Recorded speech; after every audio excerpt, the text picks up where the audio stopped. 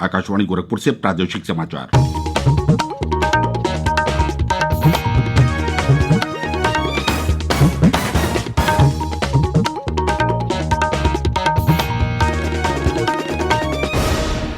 नमस्कार, समाचार बुलेटिन के साथ मैं प्रमोद कुमार सिंह। पहले मुख्य समाचार। केंद्रीय मंत्रिमंडल ने बुनियादी ढांचे, श्रम शक्ति और अन्य संसाधनों को औचित्यपूर्ण बनाते हुए फिल्म संबंधी 4 मीडिया इकाइयों को राष्ट्रीय फिल्म विकास निगम में समाहित करने की दी स्वीकृति।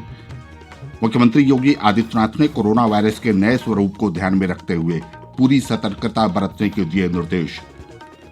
यूपी बोर्ड की कक्षा 10 और कक्षा 12 के परीक्षा आवेदन पत्रों को ऑनलाइन भरने की अंतिम तिथि 5 जनवरी 2021 तक बढ़ाई गई।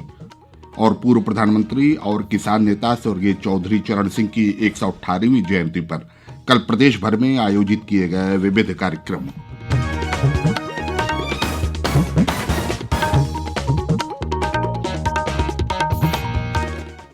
अब समाचार विस्तार से। केंद्रीय मंत्रिमंडल ने कल बुनियादी ढांचे, श्रम शक्ति और अन्य संसाधनों को औचित्यपूर्ण बनाते हुए फिल्म संबंधी 4 मीडिया इकाइयों को राष्ट्रीय फिल्म विकास निगम में समाहित करने की स्वीकृति दे दी। मंत्रिमंडल की बैठक के बाद सूचना और प्रसारण मंत्री प्रकाश जावड़ेकर ने मीडिया को ये जानकारी दी। Films division, children film society, national film archives, director of film festival, इन चारों संस्थाओं का एनएफडीसी में विलय करने का निर्णय हुआ है। लेकिन सभी जो काम चल रहे हैं, यानी जो फिल्म डिवीजन काम कर रही है, जो चिल्ड्रन फिल्म सोसाइटी काम कर रही है, जो डायरेक्टर फिल्म फेस्टिवल काम कर रहा है, जो एनएफआई काम कर रहा है, वो सारे काम चलते रहेंगे, वो नहीं बंद होंगे। संस्था जो अलग अलग थी उसके जगह एक संस्था होगी। इन विभागों के विलय के साथ ही उनकी परिसंपत्तियों और कर्मचारियों को भी समाहित करने के बारे में व्यवस्था की जा रही है। सभी मीडिया इकाइयों के कर्मचारियों के हितों को पूरी तरह ध्यान में रखा जाएगा और किसी भी कर्मचारी को हटाया नहीं जाएगा। श्री जावड़ेकर ने कहा कि मंत्रिमंडल ने भारत में डीटीएच सेवाओं को उपलब्ध कराने के बारे में दिशा निर्देशों में संशोधन को भी मंजूरी दी। डीटीएच लाइसेंस 20 वर्षों के लिए जारी किए जाएंगे और लाइसेंस शुल्क तिमाही आधार पर लिया जाएगा। डीटीएच संचालकों के बीच संसाधनों के बंटवारे की भी व्यवस्था की गई है।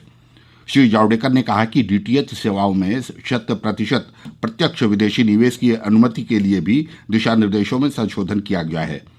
मंत्रिमंडल ने राष्ट्रीय राजधानी क्षेत्र दिल्ली नियमावली में विशेष प्रावधान को 3 वर्ष बढ़ाने के लिए अध्यादेश को भी मंजूरी दी। सामाजिक न्याय और अधिकारिता मंत्री थावरचंद गहलोत ने मीडिया को बताया कि मंत्रिमंडल ने अनुसूचित जाति के छात्रों के लिए 5 वर्ष तक पोस्ट मैट्रिक छात्रवृत्ति योजना के अंतर्गत 59,000 करोड़ रुपए की स्वीकृति दी है। अब जो शेयर पैटर्न रहेगा वो 60% केंद्र देगा और 40% राज्य मिलाएगा। इसका परिणाम ये होगा कि अभी तक हम 1100 करोड़ रुपए सालाना एवरेज 2-3 साल का देते थे और अब देंगे सीधा 5 गुना बढ़ा करके, और ये 5 गुना बढ़ा करके देंगे तो इसका मतलब ये है कि हम इसी साल से 5,000 करोड़ की धनराशि से अधिक की धनराशि छात्रवृत्ति के रूप में राज्यों को देंगे। अनुमान है कि इस व्यवस्था से लगभग 1 करोड़ 36 लाख ऐसे गरीब बच्चे अगले 5 वर्षों में उच्च शिक्षा व्यवस्था का लाभ उठा सकेंगे जो कक्षा 10 के बाद पढ़ाई जारी नहीं रख पा रहे हैं। इस योजना का केंद्रीय भाग प्रत्यक्ष धन अंतरण के माध्यम से छात्रों के बैंक खातों में भेजा जाएगा। प्रदेश सरकार ने कोरोना वायरस के नए स्वरूप को ध्यान में रखते हुए पूरी सतर्कता बरतने के निर्देश दिए हैं।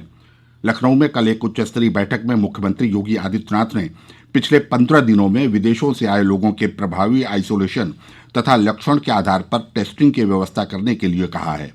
एक रिपोर्ट हमारे संवाददाता की। मुख्यमंत्री ने इस बात के भी निर्देश दिए हैं कि पिछले 25 नवंबर से 8 दिसंबर के बीच कोरोना के नए स्वरूप से प्रभावित देशों से लौटने वाले लोगों की प्रभावी आइसोलेशन और लक्षणों के आधार पर टेस्टिंग की व्यवस्था की जाए। देश में सबसे ज्यादा कोरोना की जांचों की संख्या उत्तर प्रदेश में होने पर संतोष व्यक्त करते हुए मुख्यमंत्री ने कहा कि कोरोना टेस्टिंग का कार्य पूरी क्षमता के साथ जारी रखा जाए। मुख्यमंत्री ने कोविड-19 के अस्पतालों में उपचार की बेहतर व्यवस्थाएं बनाए रखने के निर्देश दिए। उन्होंने इस बात के भी निर्देश दिए कोरोना टीकाकरण के लिए कोल्ड चेन, भंडारण क्षमता आदि से संबंधित सभी आवश्यक व्यवस्थाएं प्रभावी तरीके से पूरी कर ली जाएं और टीकाकरण के लिए वैक्सीनेटर का प्रशिक्षण पूरी क्षमता और गति के साथ चलाया जाए। MS यादव, आकाशवाणी समाचार, लखनऊ। प्रादेशिक समाचार आप आकाशवाणी गोरखपुर से सुन रहे हैं। माध्यमिक शिक्षा परिषद उत्तर प्रदेश द्वारा वर्ष 2021 की कक्षा 10 एवं 12 की बोर्ड परीक्षा के आवेदन पत्रों को ऑनलाइन भरने की अंतिम तिथि बढ़ाकर 5 जनवरी 2021 कर दी गई है। ये जानकारी देते हुए उप मुख्यमंत्री डॉक्टर दिनेश शर्मा ने कल बताया कि विद्यार्थी विलंब शुल्क के साथ 5 जनवरी 2021 तक ऑनलाइन परीक्षा फॉर्म भर सकते हैं। कक्षा 9 और कक्षा 11 के छात्र छात्राओं का प्रवेश लेने के लिए पंजीकरण की अंतिम तिथि 10 जनवरी 2021 तक बढ़ा दी गई है। कोरोना की वजह से इस साल छात्रों की पढ़ाई और उनकी कक्षाओं पर काफ़ी असर पड़ा है, लिहाजा उत्तर प्रदेश बोर्ड ने इस वर्ष के इम्तिहान के लिए पाठ्यक्रम में 30% की कटौती का फैसला किया है।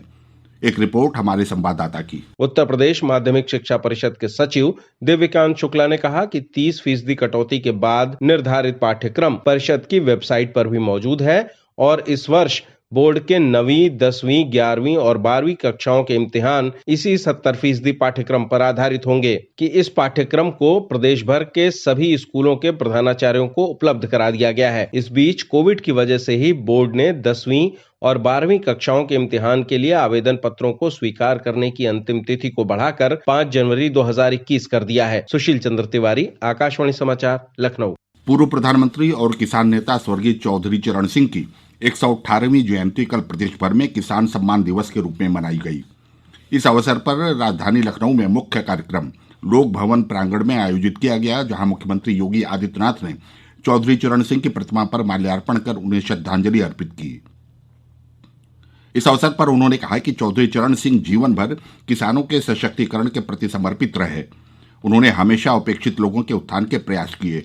मुख्यमंत्री ने कहा कि चौधरी चरण सिंह सादगी और सत्यनिष्ठा के आदर्श थे।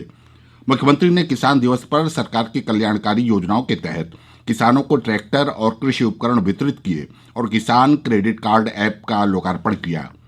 इस अवसर पर किसानों को संबोधित करते हुए मुख्यमंत्री ने कहा कि नए कृषि कानून किसानों के लिए बहुत फायदेमंद हैं, लेकिन जो लोग देश और किसानों का विकास नहीं चाहते वे इनका विरोध कर रहे हैं।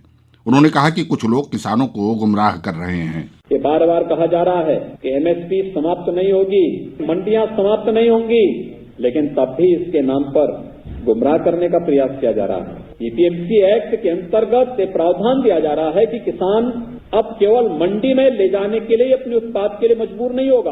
अगर उसे लगता है कि लखनऊ की मंडी से ज्यादा दाम उसे बाराबंकी की मंडी में मिल सकते हैं या बाराबंकी से अच्छा दाम उसे दिल्ली की मंडी में मिल सकते हैं, बिना किसी टैक्स के, बिना किसी सरचार्ज के किसान अपने उत्पाद को देश के अंदर किसी भी मंडी में ले जाकर के बेच सकता है और ज्यादा मुनाफा कमा सकता है। गोरखपुर, महाराजगंज, बरेली, हापुड़, मेरठ, कौशाम्बी, मऊ, सिद्धार्थनगर, बस्ती समेत विभिन्न जनपदों में भी पूर्व प्रधानमंत्री चौधरी चरण सिंह की जयंती कल किसान सम्मान दिवस के रूप में मनाई गई। स्वरोजगार परक योजनाओं में लक्ष्य हासिल न करने और कार्यों में शिथिलता बरतने पर एटा, श्रावस्ती, महाराजगंज और गौतम बुद्ध नगर के जिला खादी एवं ग्रामोद्योग अधिकारियों को निलंबित कर दिया गया है। वहीं सुल्तानपुर में जिला खादी एवं ग्रामोद्योग अधिकारी को प्रतिकूल प्रविष्टि दी गई है। खादी एवं ग्रामोद्योग मंत्री सिद्धार्थनाथ सिंह तथा विभाग के अपर मुख्य सचिव नवनीत सहगल ने विभागीय योजनाओं की समीक्षा के दौरान ये आदेश दिए। और अंत में बुलेटिन का मुख्य समाचार एक बार फिर। केंद्रीय मंत्रिमंडल ने बुनियादी ढांचे, श्रम शक्ति और अन्य संसाधनों को औचित्यपूर्ण बनाते हुए फिल्म संबंधी 4 मीडिया इकाइयों को राष्ट्रीय फिल्म विकास निगम में समाहित करने की दी स्वीकृति। मुख्यमंत्री योगी आदित्यनाथ ने कोरोना वायरस के नए स्वरूप को ध्यान में रखते हुए पूरी सतर्कता बरतने के दिए निर्देश। यूपी बोर्ड की कक्षा 10 और कक्षा 12 के परीक्षा आवेदन पत्रों को ऑनलाइन भरने की अंतिम तिथि 5 जनवरी 2021 तक बढ़ाई गई। और पूर्व प्रधानमंत्री और किसान नेता स्वर्गीय चौधरी चरण सिंह की 118वीं जयंती पर कल प्रदेश भर में आयोजित किए गए विविध कार्यक्रम। इसके साथ ही आकाशवाणी गोरखपुर से प्रसारित प्रादेशिक समाचारों का बुलेटिन समाप्त हुआ। नमस्कार।